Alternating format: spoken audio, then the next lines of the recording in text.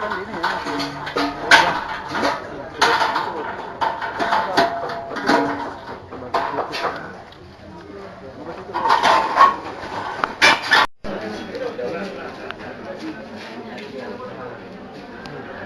you go.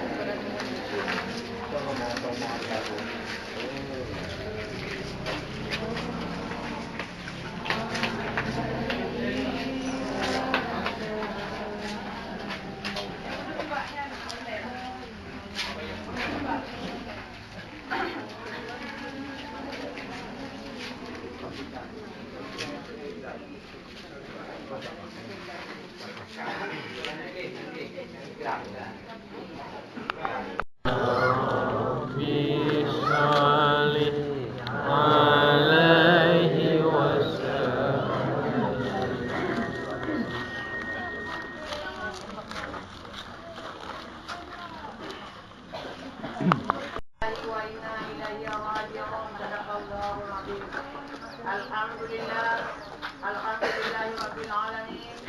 Wassalatu wassalamu ala sayyidil mursalin wa ala alihi wa sahbihi ajma'in. Amma ba'du, fa ya ayyuhal muslimun wal muslimat rahimakumullah. Mari kita ucap syukur dan puji kehadirat Allah Subhanahu wa taala kepada kita yang bawa ada 4 macam. Yang pertama dimandikan, yang kedua digafankan, kemudian yang ketiga disolati, kemudian yang keempat dikemunikan. Kemudian insyaallah bapak-bapak dan ibu-ibu yang berbahagia yang bahawa sebagaimana kata Rasulullah, yaitu insyaallah 3 perkara sudah kita laksanakan. Kemudian tinggal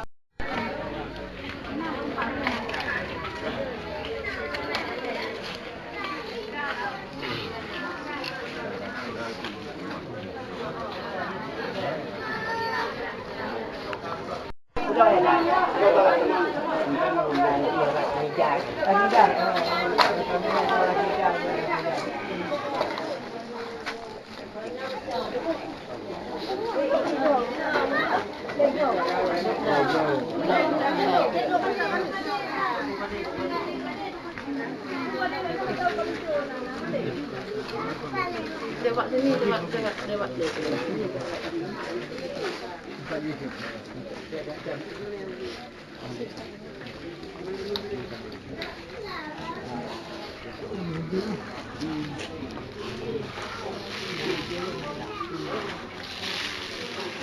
Kali.